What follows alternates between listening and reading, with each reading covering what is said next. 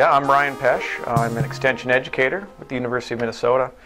I do a fair amount of work in community-based food systems, usually on the marketing of local foods directly with growers, but also I do some applied research with communities, kind of figuring out what are the different local foods markets and channels and stuff like that.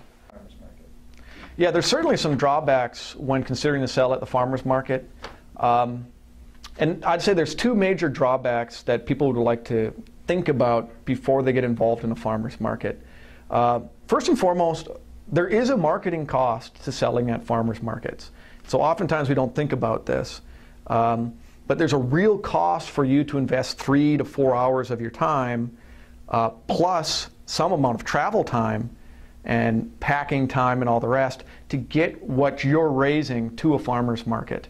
And so, you know, some days it works out great. You can have a great day. It's a great sunny day. Customers come out in a big way. You sell everything that you bring. Fabulous. But there's also those days it rains and that marketing cost is much higher. So you could have invested 6 hours of your time on a Saturday and not have a lot to show for it.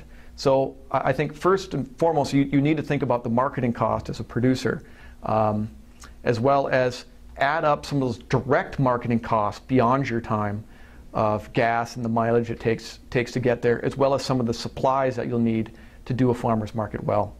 The second consideration, I don't think a lot of people think about this as a marketing cost, but in some respects it is there is a farmers markets.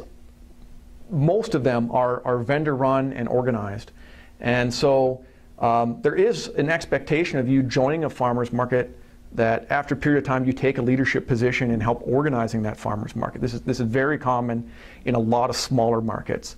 In larger markets, there may be a professional who organizes and runs the market. That they're big enough that they're able to hire a full-time or part-time marketing manager. So there's a cost you're going to pay to the Farmers Market Association to pay for some of those services.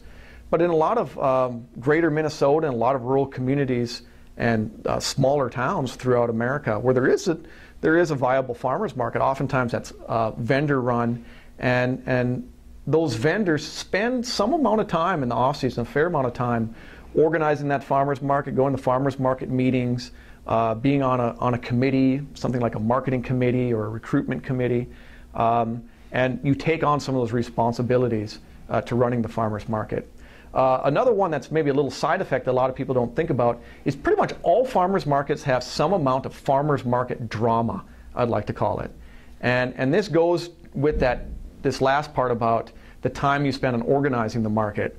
But if you think about it, farmers market's a collection of individual businesses all trying to do business together. And that's always going to have some kind of wrinkles. And so the farmers market drama is where one vendor's ornery at another vendor or grouchy about the way the market manager's handling different issues at the market. And that gets to be, that can add up in some farmers markets in terms of a challenge that you need to deal with as a vendor. And so some people find that as to be such a hassle that they don't want to deal with the farmers market, or dealing with other vendors just gets to be a bit of a burden. And certainly there's some farmers markets that are very well organized and managed, where that farmers market drama is at a minimum, and it's a non-issue for you as a vendor. But there's other markets where it reaches a level of dysfunction, and it's just no fun to get involved in some of those markets.